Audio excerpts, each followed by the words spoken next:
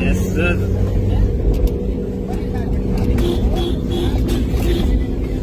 Bobo ya de sedira, rutadire. Kumbrina. Ano nila pero?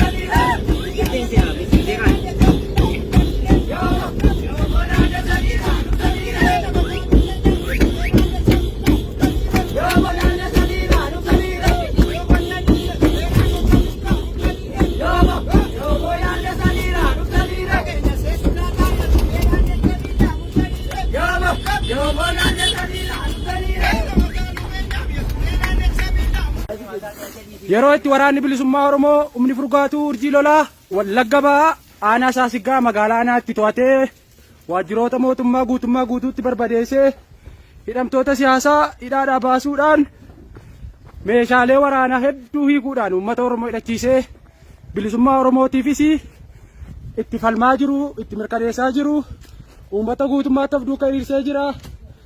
Guyyaan injifannoo, barri injifannoo, baranuma gadaan gadaa bilisummaati. Ergamtuuf hin ergamnu injifannoo uummata Oromoo.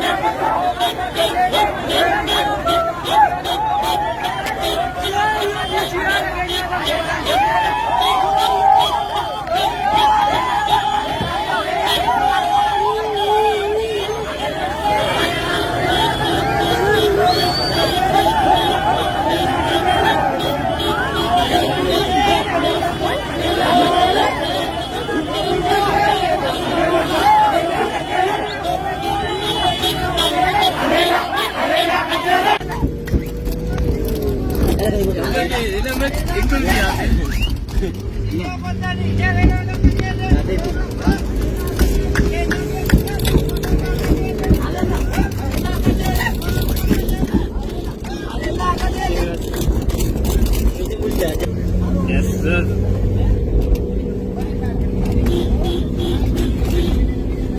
Bobo ya de sedira, rutadire. Kumbrina.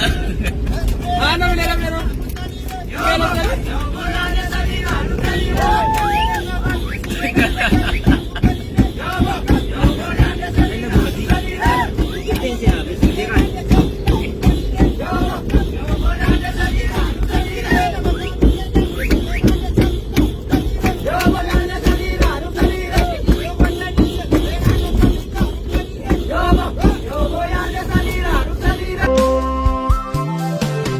Umurii dargaggummaan ishee ofiif jiraattu fuudhee soorattee ilmaan bultii mana dhaabbattu ofii kottii waaqadheenii siif joora halkaniif guyyaa biyyaaf saba koof jedheenii awwaale fedhii kiyyaa.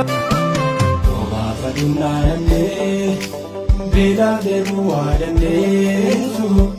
Sebenarnya pun tidak bijak lakanina nunggu masa dan denye di sini jene tu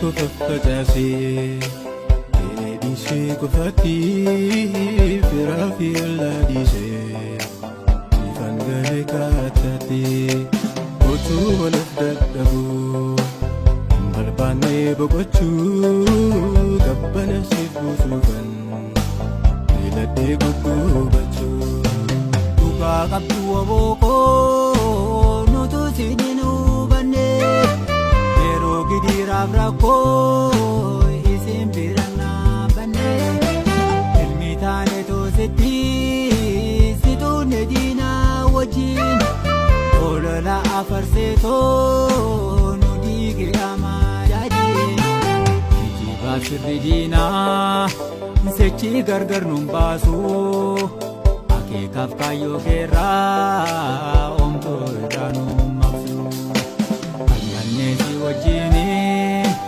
tulluu garbummaa diignaa jajjabaadhu obokoo wajjini ni fagaanaa Obaafa dundaanamnee beelaaf deemu waadamnee ammas irra finnee lubbuun itti dhaabamne jecha firaaf kan diinaa hundumaa isaa dandeenye